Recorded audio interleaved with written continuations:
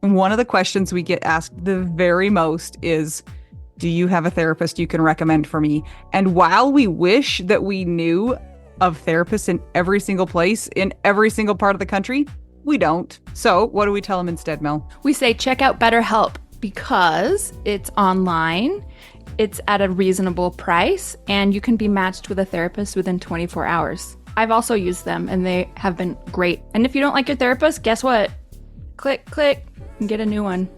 Absolutely. It's so hard when you have an in-person therapist, if you're not clicking with them, to cut them off and get a new one. So that's not an issue with BetterHelp. So we always tell people to try BetterHelp. And if you use our promo code, which is trybetterhelp.com/WWDN, you get 10% off your first month. Go ahead and try it out. That's trybetterhelp.com/WWDN. And you know what? I'm a big fan of doing therapy where you don't have to wear pants, but nobody knows about it. Are you wearing pants right now, Mel? I'll see you later. Bye. That's trybetterhelp.com/WWDN.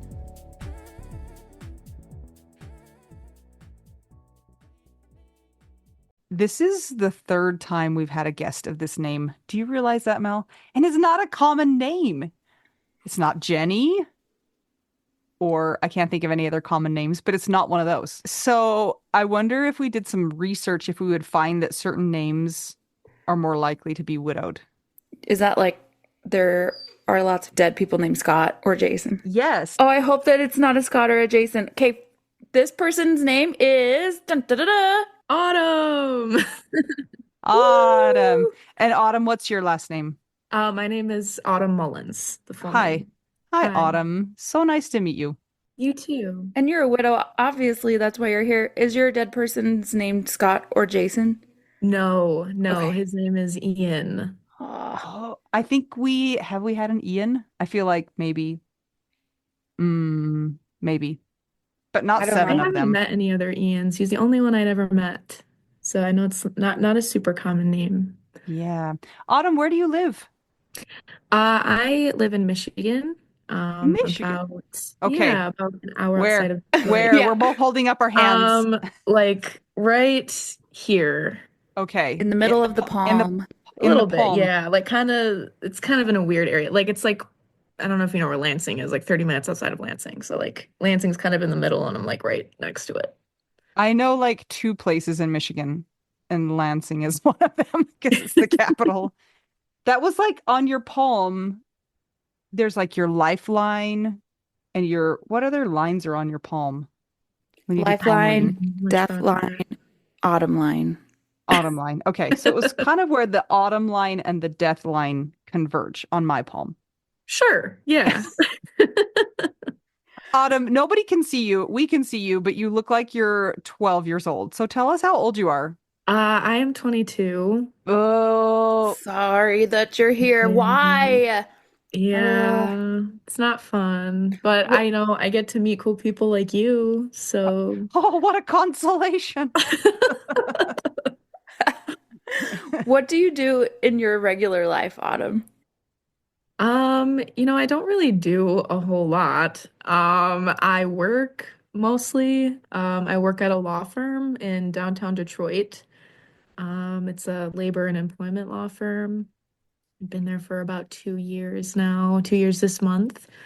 And I really like it, but I am kind of starting to look for other routes, maybe, but we'll see. You could go into palm reading.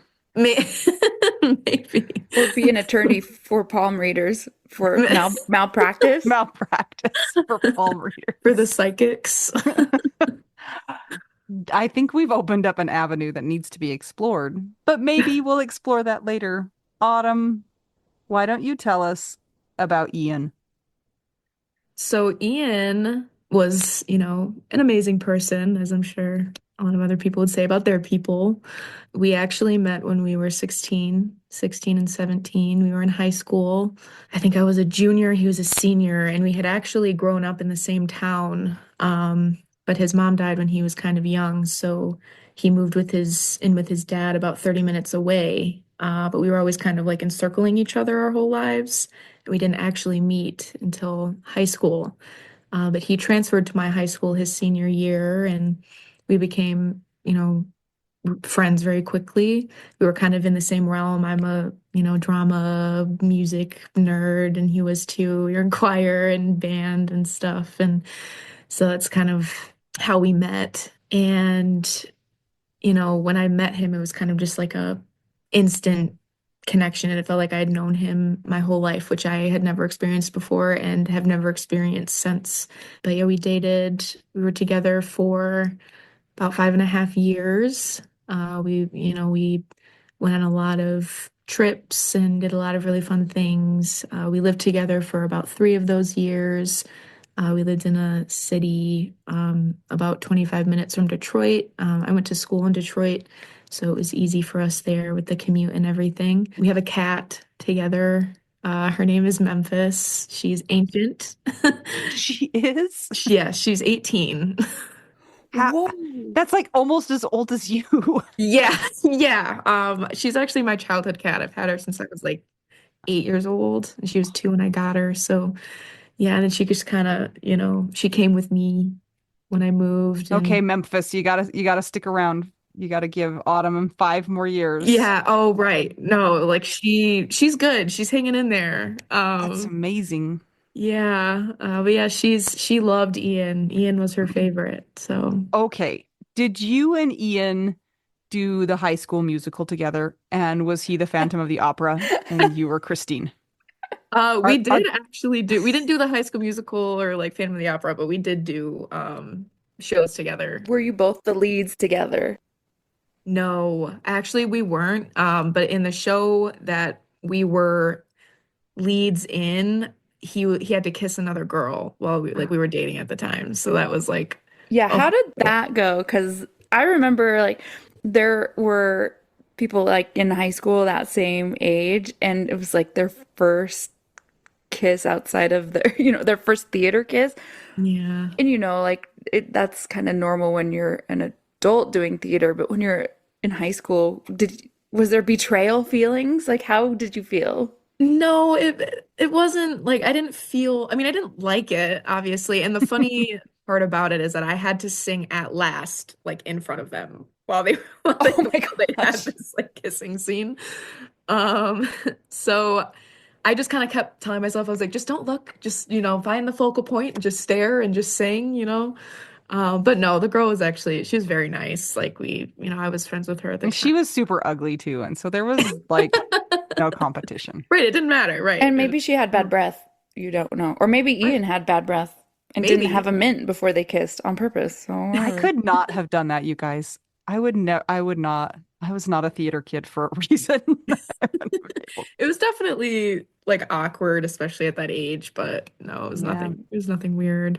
So you graduate, and then it Mhm. sounds like you moved in together pretty quickly because you went like off to school together. Is that right?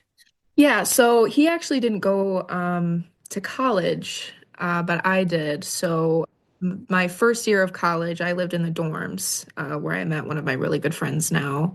And then we moved in together the end of my freshman year of college after I'd moved out of the dorm. We lived together for about 3 years when he had passed away. So Autumn, you mentioned that you have like 77 billion siblings. What? I do, yeah. I have seven siblings. So you're the eighth? There's eight Yes, children. I make eight. Yeah. And where are you in I am that? second oldest. Did So I you have, hate your life? um, yeah, I mean, yes and no. My family's very complicated, so I actually don't have any full siblings. I'm technically an only child, but I have four half siblings and three step siblings. Okay, okay, okay, did you okay. have to babysit a lot? Yes. Yeah, Yes, all the time. I was babysitting from like 10 years old. So, yeah. Did you feel like a parent, but a parent that wasn't allowed to discipline? yeah. I Kind don't know. of. Like, I wouldn't say a parent, but definitely like a caretaker of some Yeah. sort. Yeah. I have several friends who have that many siblings and they're like they have mixed reviews. Like love to have the big family, but also especially if you're one of the older ones, like it's a lot of pressure because your parents need help and you have to do it. So Yeah, it's definitely different. Like watching my younger siblings now, like my parents were very strict with me and my older sister, and I kind of make fun of my parents a lot. I'm like, what the heck? Like you let them do stuff that I would have gotten in trouble for now. Like what? that's the natural order of things. Right. That's how it's supposed to My work. band teacher in college, his daughter had 17 children. No, Oh my no. They goodness. make TLC shows about those I people. know. That was before I that. know. That's How crazy. how old is the youngest in your family right now? He's 6. Okay. And you're Wow. 22, he's Hmm. 6, and then there's one older than you. Yeah, so she's my stepsister. We're about the same age. She's 3 months older than me, so we're both 22. Yeah. Okay. Wow. Did Ian have a big family? No, Ian has a big family, I would say. He has 3 siblings. He was the middle sibling, older middle. Yeah, just not like Um, a ridiculously large family. yeah, he just doesn't have a lot of siblings like I do, but Now, when Mel said 17, 8 seems perfectly reasonable. So right.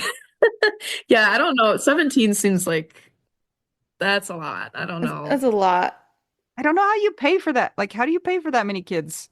Tax deductions? No, you only get tax deductions up to a certain number of kids. I know this. Mm, Yeah. maybe they all work at the Dairy house. Queen. Yeah. The- On the family yeah, farm. maybe they have a family business. I don't know. Okay, we're off topic. Autumn. What happened to Ian? Oh, so Oh, no, no. she's like, So he actually had epilepsy, and it started the end of his senior year. It started as just like passing out episodes. And there was actually a few times that he was driving, and luckily I was in the car, and he eek. passed out, and so I had to kind of, save us from flying into a ditch. But so, eventually it, progressed into, um, I don't know all the different, he had grand mal seizures, so it progressed into grand mal seizures. And he was on medication, and I was out of town when he had passed away. I was visiting a friend in Kentucky, and I found out that he had passed away on my drive home because he wasn't answering me. It was a whole thing. But as far as I know, he had a seizure.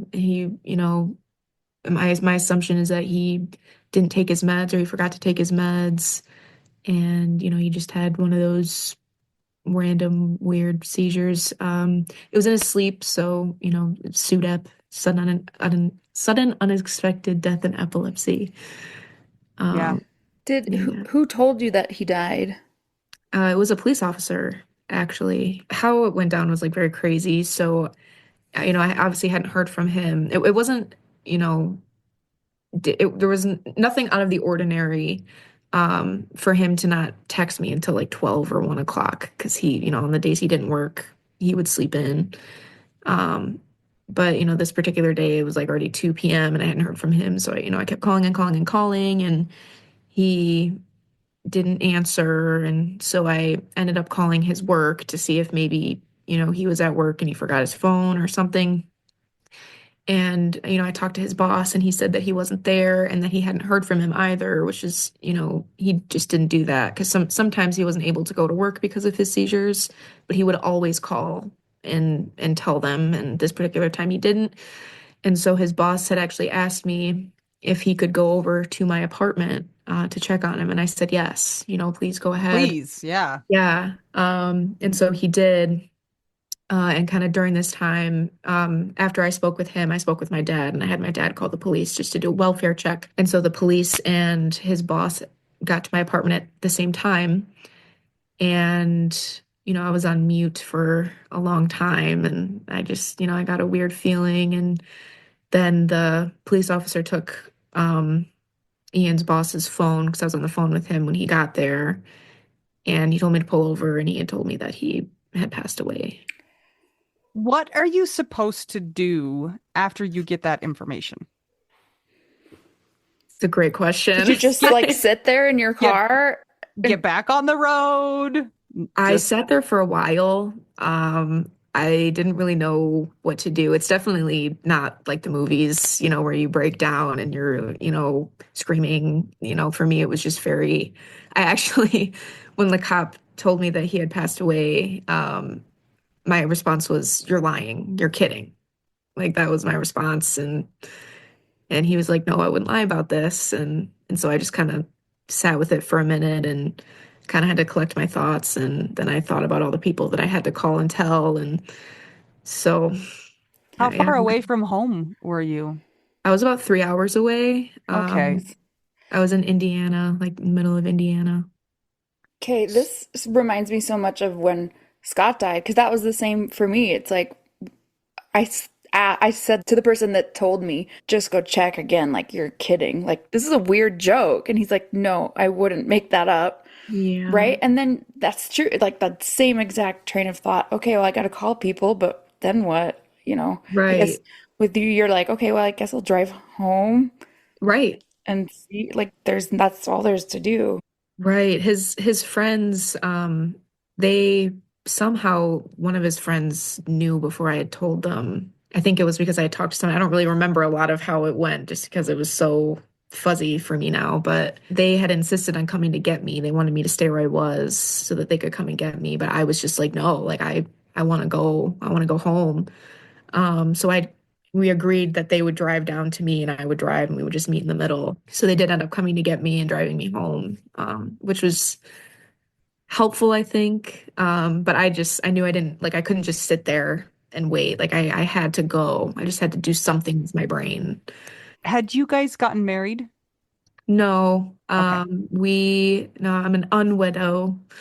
Um, Oh, I like that Ooh. name. When did this happen, by the way? this happened in June 16th of this year, so This about year? 2 years ago. How are you talking? I, Ian always said that he wanted to do something really big with his life. So this is like me sharing his story about him and hopefully, kind of fulfilling what he wanted to do. Yeah, I don't know how I'm talking. I don't know how I'm functioning as a human being. I really don't, but It's Wow. drama background. yeah, Yes, you've trained for this. The show must go on, Autumn. yeah, yeah. So you said that you are an unwedo, right? And remember those for those listening, we did an episode where we're like, well, there's not a term for somebody who lost their partner that's not married, and that's what we came up with, or our listeners came up with. Tell us how that's been for you so far. Ian was actually planning on proposing to me like before he had passed away. He was talking to his family and everything about it. So I have never felt like I was not a widow, just because his family has always been very accommodating and they treat me like family. They're very, wonderful. And so I've never really felt, out of place or like I'm, not a widow. Yeah. They knew that you were his person. Like that had been established. It wasn't like, yeah. Yeah, that's always tough territory to be in because legally you have no rights. And so if the family doesn't want to include you or be kind to you, then you're out cold. Right, right. And they didn't have to include me, but they did. They let me plan a lot of his funeral and make a lot of decisions and which was, really wonderful of them to do. So, What's it been like as a 22-year-old for other people who are not in Ian's family or your family? So other 22-year-olds, a lot of them haven't gotten married, they won't for a long time, and you've already had a partnership that's very stable and a death.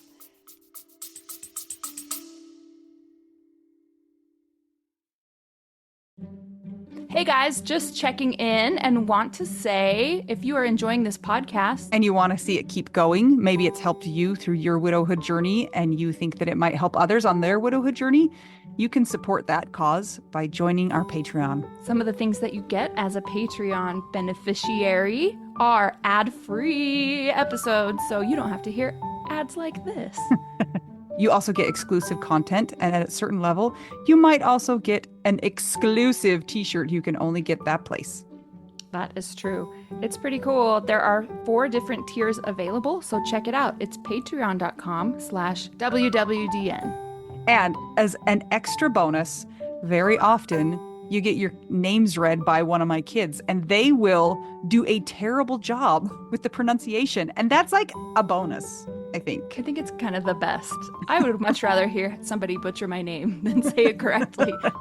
A child butcher it than an adult do it correctly. Yep. So go to patreon.com/WWDN to keep our podcast going and support the widowed cause. Yes! Thanks, guys! Back to our regularly scheduled program.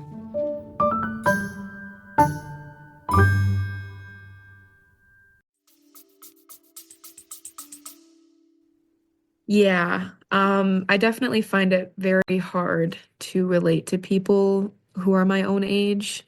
It's, nobody's fault, obviously. We've just had, different life experiences and yeah, it's just, I have, my friends obviously have not gone through what I have gone through, but, there's this level of empathy and some sort of understanding of grief, which is helpful. And obviously, this type of grief is very different than any other kind of grief that I've experienced. But I do find that it's helpful if you can understand grief in some way. So it's definitely hard to relate, but there is that level of like understanding and empathy. So Have you been able to find other widows who are similarly aged that you can just like talk to or have some sort of connection with? I mean, that's like such the one end of the age spectrum. You're so young to be dealing with this. yeah, I have actually, I found this organization. It's called the Dinner Party.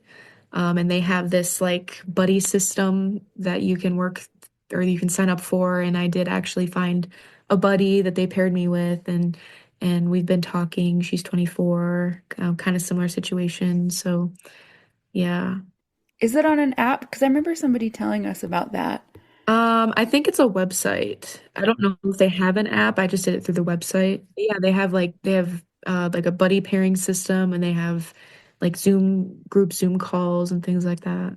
Is that only for widows, or is it also, do they do different types of groups? They do like all different kinds of grief. Okay. It's just like grief oriented. Yeah. But the good thing about the buddy system is that you can specify like what kind of grief, you're experiencing and, who you would want to talk to. So they're really Right. good. At least in my case, they paired me with somebody who was in a similar situation to me. So And is that person close to you physically in location? That made it sound like, are you hugging each other all the time? But like, do they live somewhere nearby that you can have actual interaction with them in person, or is it all online? No, so they live a few states away from me, but we've had FaceTime calls and things like that, which make it easier to connect while we're so far away. Yeah. And I am in a few, grief groups on Facebook and things like that, and they are helpful, but I think there's something different about being able to connect with somebody one on one and, share your story and have somebody to relate to.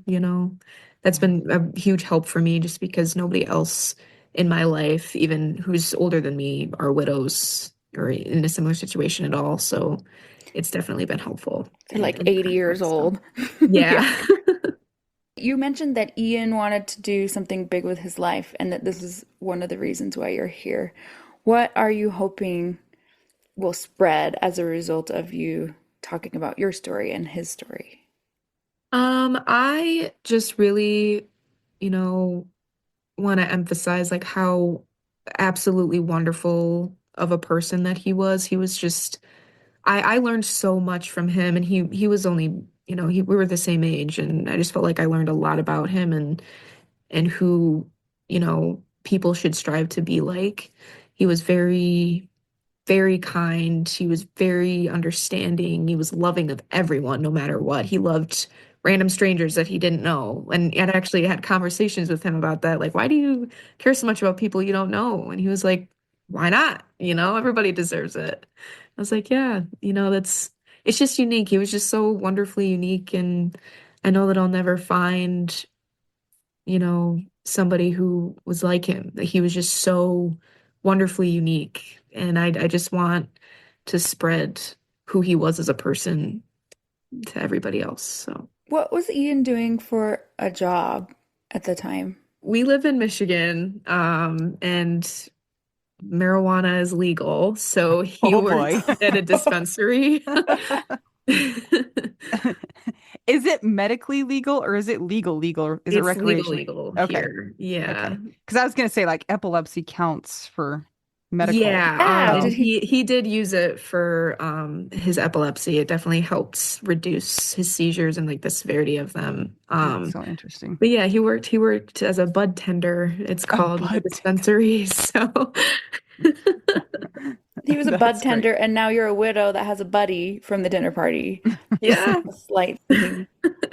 Did Ian have any sort of inkling that he might die young? Yes, I think so. I think we both did. We both kind of had this, it wasn't even an inkling. I think it was more of an understanding that he probably wouldn't live very long. But we definitely, at least I had no idea that he would die as young as he did.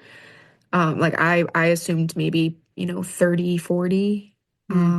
like we'd be able to get married and do all the things that we wanted to do first, but it didn't work out that way, You're in fortunately. such an interesting situation because you're so young. And like Mel and I, our husbands died in our 30s, which most people are like, yeah, that's really young. But we'd already lived, 30 years. We'd been on the planet and doing things. And it's like your life has just barely started and you've had this huge, like, I don't even know what to call it.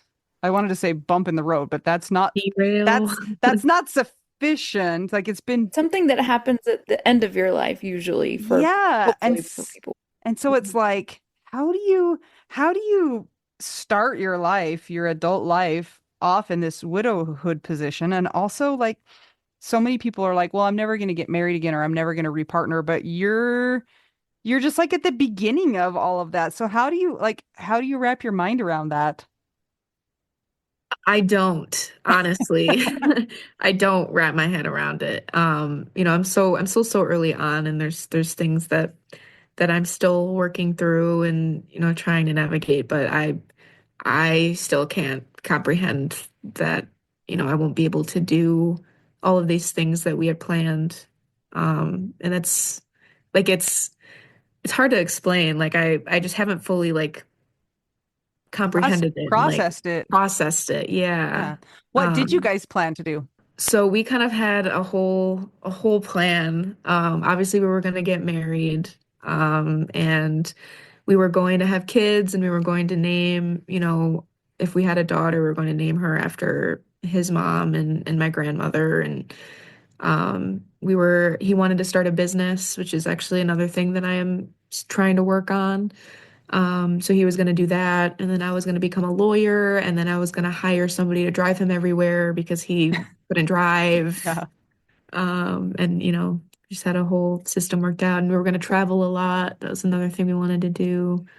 So, What was the business that he wanted to start, if you're okay saying that? so it was actually like a bar for weed. Yes. So it was like set up the same way, but with weed and like infused. What do you call up that A place? weed bar. Yeah, yeah. Really? I feel like it has to have a better name. Would it He be a wanted like a traveling thing, or would it be a location and people came to it?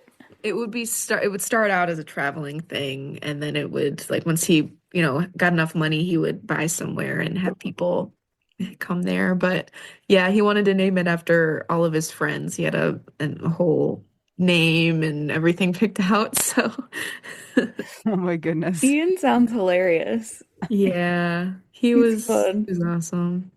Listening to your list of things, there are a lot of those things that can still happen, but it probably doesn't feel possible right now for some of those things to still happen. And none of them happen with Ian, which is probably like a big part of why you want to do those things.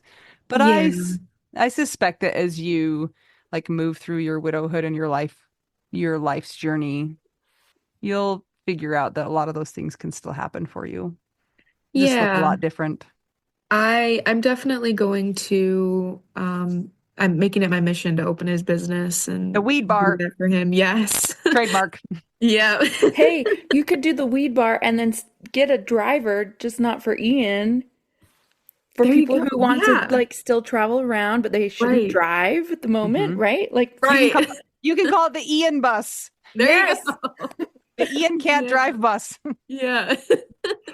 And then you could still be the attorney and you could make sure it's set up legally and all, Mhm. if you had to Oh cross my state God. lines, like you could You not go can to jail. hire us as consultants because we are giving you such good advice right now. Yeah, it's definitely something that I'm making it my mission. His friends all feel the same way, they definitely want to help me make it a reality. So it will definitely happen. But I it's hard for me to focus on, too much at one time because it just gets really overwhelming. So that's kind of my main focus, I think, right now is trying to start that for him. So How is your brain doing? Because sudden and shocking death is a whole thing, as Anita and I attest to. That's kind of what, you know, I mean, I just before we were recording, I did EMDR earlier, and so my brain feels so scrambly, and I'm 7 years out. So, how are you doing in your brain and functioning and working and just thinking? it's definitely not easy at all. I feel right now, like most of the time, I kind of just shut off a part of my brain to get through, when I'm working or doing things, being with people. I don't know. I'm not, everybody that I've lost in my life has actually died very suddenly, so that part was not new for me. Okay, that's fun. Yeah, Oh my unfortunately. gosh. Yeah, I've never gotten to experience, like sickness and like slow deterioration, with anybody that I've lost. Grief was not uncommon to me before this, but this specific kind of grief is very new and very hard to navigate. You mentioned that Ian's mom died. Mhm. Why did she die? Was it related? She had breast cancer, Oh, okay. and she died when he was 11. Okay. That sucks. Yeah, so I never got to meet her, but I heard a lot of wonderful things about her. All I hear are wonderful things about her. So, And his poor dad, because first his wife and then his son. So, yeah, so his parents were actually never married. oh, okay. But yeah, so it's still hard though, Yeah. with I really do feel for him. I see him, I try and see him once a week. So, Can you become a grief attorney of some sort? How can those two things mix? if you can, I would do it. I would do it for sure. Is that still something you want to pursue? Do you still feel like you want to do law school? Honestly, no. Hmm. I think, where I'm at right now, law school will always be there. It'll always be an option. And I think right now I want to just focus on, you know, myself and kind of figuring out how to do life again because I was with Ian, since I was 16. We were together for almost 6 years. All my like formative years were with Ian. So now I just have to Yeah. try and figure out how to do life. It'd be so hard too when your brain is broken and they're like, memorize all this stuff. You'd be like, "Bleh, Yeah. can't." Yeah. Are Yeah. you in any therapy or something of the same sort? Yeah. I am in therapy. However, if I'm being honest, I don't really think it helps very much. So I do therapy. I've had actually a couple of therapists since he had passed away, and it's just not helpful for me personally. I actually find that like, hanging out with his friends or his family or my friends is actually more help than therapy, just Interesting. Like the personally. connection that keeps Ian alive. Yeah. And I also just, I haven't had a wonderful experience with a therapist that knows this kind of grief, especially Yeah. with someone my age. Nobody knows that. Like, Yeah. Yeah, nobody knows how to deal with the 22-year-old widow. Maybe that's what you're gonna be, is the therapist that helps widows in their 20s. You never know. maybe, And Except for then, maybe. she'll be like, it doesn't help. but she'll be like, but here's my side hustle is the Ian bus, Right. get in the Ian bus, and go to this establishment. Yeah. I've actually like kind of toyed with that idea a little bit. Not a therapist really, but like a nonprofit of some sort. I have a lot of different ideas jumbled up in here. So Yeah. What other things do you do to help yourself process and grieve and take care of yourself? a lot of it is just being around people. I find that that's definitely the most helpful. Being with my cat is also very helpful. I also, have sought out like some mediums Oh, and tell us, wait. Tell us about the mediums. so I've seen three mediums so far. The first two, I wasn't super. I don't think they should all be mediums. If you saw three of them, one should be a small, one should be a medium, and one should be a large. Okay, Continue. so the first one, that's actually how I would describe it. The first one was Okay. small, the second one was medium, the third one was big. That's what I would say. But the first two I wasn't incredibly impressed with. But they kind of got like more impressive. But the last medium that I saw actually like kind of blew my mind. I was on a call with her for about an hour, and she was just saying she knew things that nobody could know, like very intricate details, like Ian's pills were blue, and they were. Um, and the way that she described his personality was very accurate, um, and she actually also talked about my friend's best friend who had passed away, who I didn't even really know very well, and she had named him, and that was very crazy. So, That's so wild. You mentioned that you and Ian had plans to travel as you mhm. got older. Did you talk about some specific places? And if so, are you going to do those still?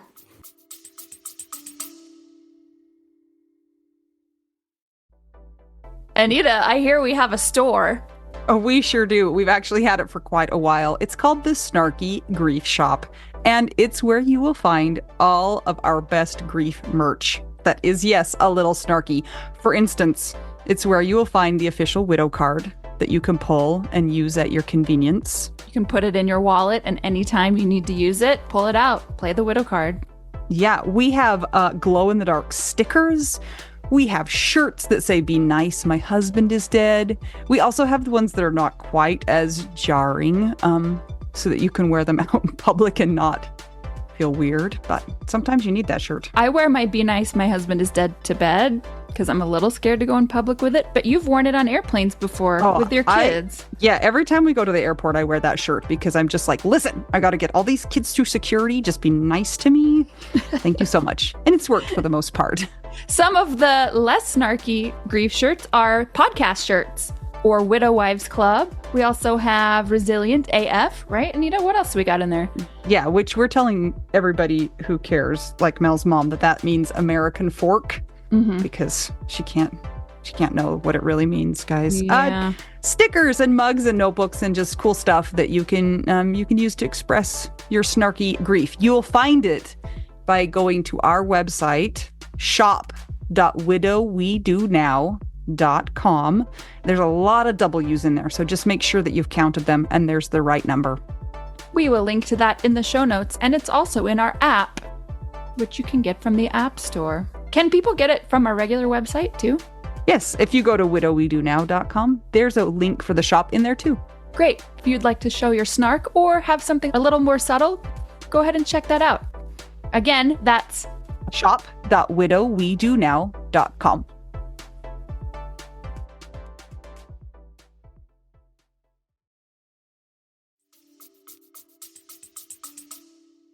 Yeah, so we actually talked about getting married in Scotland. That's definitely a trip that we talked about a lot. I've had the privilege of traveling to a lot of different places. Just a lot of them were not with Ian, so I always wanted to take him with me to these Yeah. places. So we had some plans, and yeah, Scotland is for sure number one. Oh, we have a friend, Sam Finlayson. I don't know if how many episodes you've listened to, but she's our Scottish widow friend, and she lives over there. So Pretty young you too. need to go hang out. I think I'm like somewhere in the 60s right now. I listen to it every day, but I'm like 20, I think I'm 2021, 2022. Whoa. Okay. Is it helping And not sorry. If not, sorry. Yes, it does help a lot. I started listening to it probably about a month in, and it was very helpful. I needed like, it was helpful to reassure myself that I wasn't going crazy and that I wasn't losing my mind Yes. and that other people were also like experiencing the same things that I was and still am. Yeah, So, totally. I same like am I crazy? Like I feel like I'm legitimately crazy right now and that's not a great feeling. Anita, weren't you about 5 months out when we started recording? And Hmm. that's about where you are, right? mhm. Autumn? Yeah. Yep, it'll be 5 months and a couple days.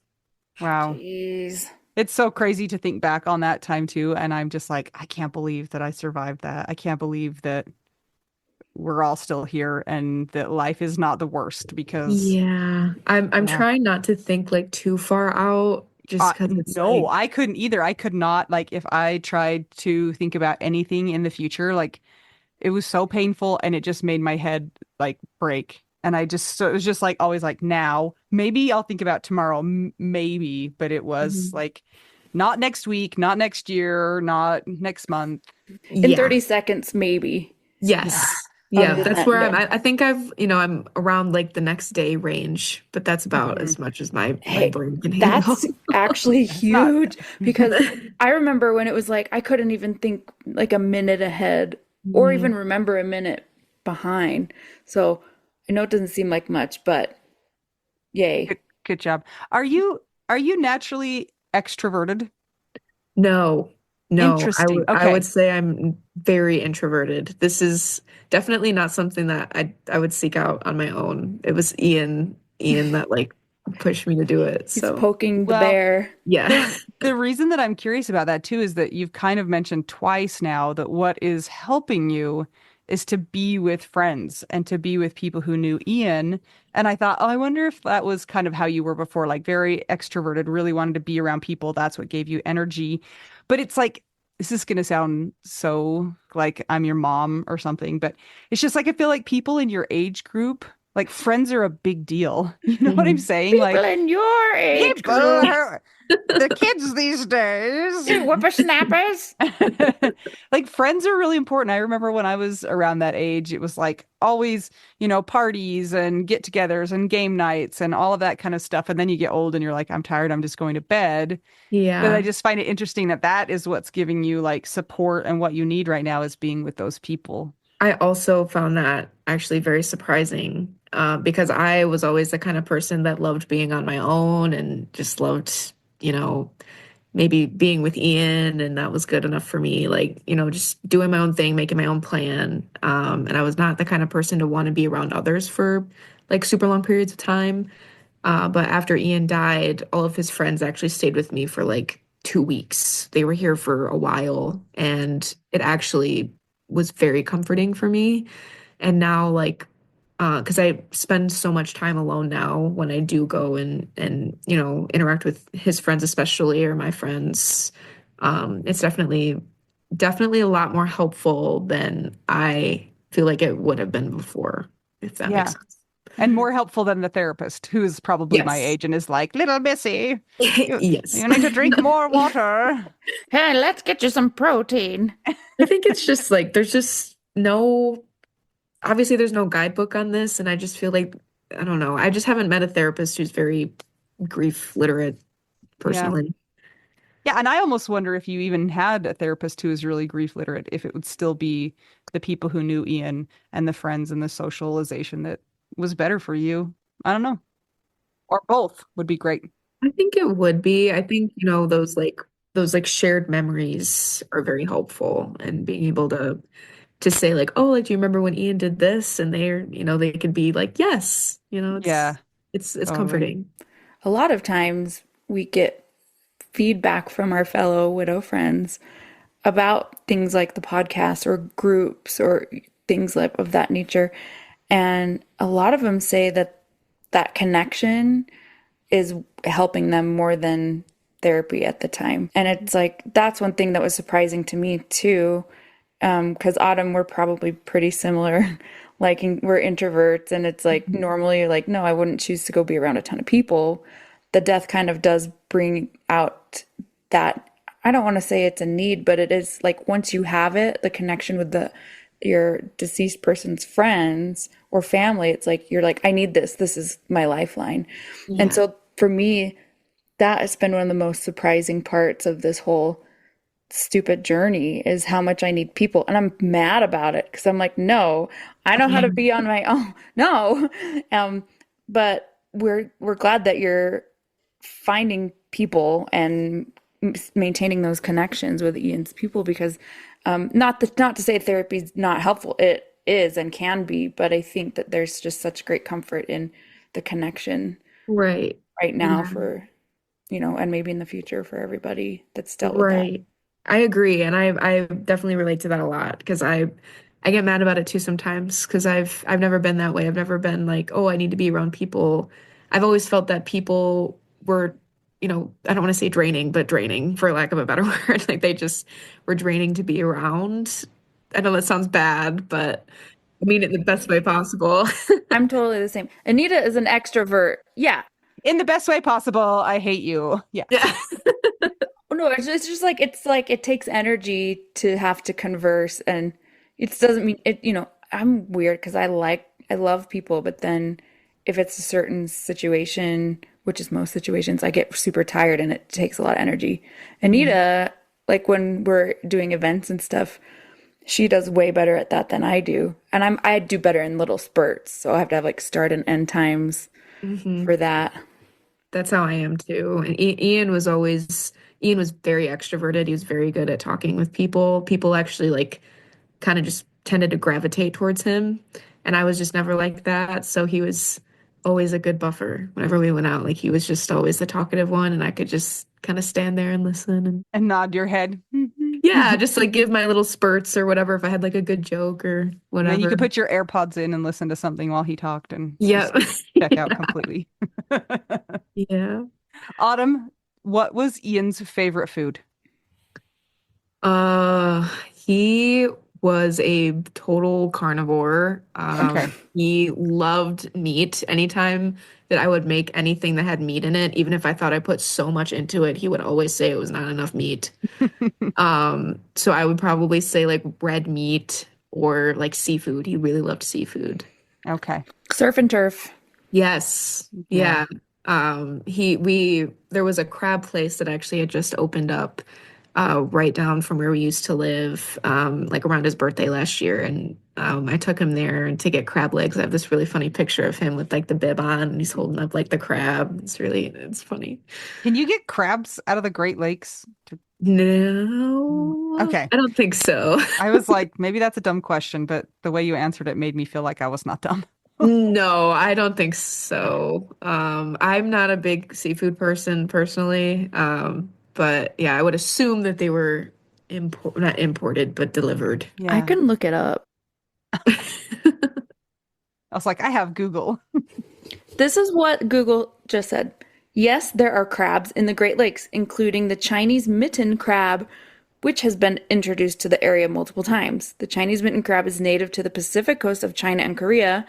It can be found in the Great Lakes, St. Lawrence River, and occasionally in Lakes Ontario and Erie. Oh, Well, there you go. Oh, but while it has not yet established a permanent population in the Great Lakes, it can be a local concern. They're voracious eaters that can alter the food web. Okay. So not good crabs. Okay, well, so maybe they should be eaten so that they go away. I've never heard that before. That's interesting. Autumn, I just want you to like think of the where we have started and kind of wended our way. Like we've gone all over the map here Yeah, yeah, we to have. the Great Lakes crabs. It's a little bit like widow brain, eh? I'm here for it though, right? That's how my brain works. So, Yep. Okay, well, we know you can't think about the future yet. So I think we're just going to have to say, Autumn, we are so sorry that you are here with us. And just keep going. Just do whatever you can to keep going. chugging through just like everyone else. So And let us know when the weed bar is open. I will. I will. Yeah, we really want updates from you about all of this. Mel, do you want to Okay. ask her the question that goes with the weed bar? I mean, I think the weed bar could have some of these things too. Yeah, okay, Autumn. Here we go. What's your favorite cheese and what was Ian's favorite cheese? Oh, okay. So I have been prepared to answer this For question. you. Yes, for me, I have been prepared. So my dad, he buys these like cheese curds. They're not fried cheese curds, they're just like white cheese curds and they're like dill flavored and they have like olive oil and stuff on them. Mm. Whoa. Those are probably my favorite. I don't know what kind of cheese, Wisconsin cheese. That's what I would say. And for Ian, he was severely lactose intolerant, but Oh, he but Ian. he didn't care. Oh, okay. So he ate all of the I cheese. just farted And so much. yeah, I don't know if he had a favorite one, but he ate it Oh. all. Well, I'm glad he made the most of his short time on Earth by just eating the cheese. Yeah, he did it right. It's He like, did. hey, He did. you know you're not going to live long, you eat the cheese. He ate Hmm. all the cheese. I Yes. thought that that would be appropriate for Ian to have the cheese question since we're here to help everybody know who Ian was. Yeah, Mhm. He's here, right? Yeah. Yeah, absolutely. he would appreciate it. Thank you so much for. Anita died by cheese. Hey, I need a new co-host. Autumn, want to do two introverts on a podcast? It'll be so fun. Let's see how this goes. Okay, I'm Cricket. trying again. Thank you so much for joining us today, Autumn. It's been delightful to talk to you a little bit. We are super impressed by you this short and this young, and just keep going. Thank Yeah. you. Eat more Thank you for cheese. coming, Eat guys. more Of cheese. course. Start the weed bar. If you guys want to keep the podcast going, check out our Patreon. It's patreon.com/WWDN. If you'd like to buy us tacos, go to buymeacoffee.com/widow we do now. And always a nice rating and review on Apple Podcasts is lovely, and we really appreciate that. So all those things can help us out. Or Spotify now. Also Spotify. Until we get to talk to you again, I'm Anita, I'm Mel. I'm Autumn. and we are just two young widows and one whippersnapper of a widow. Oh, little baby. We're all just trying to figure out widow. We Grr. now. My arthritis. My arthritis. The weather must be changing.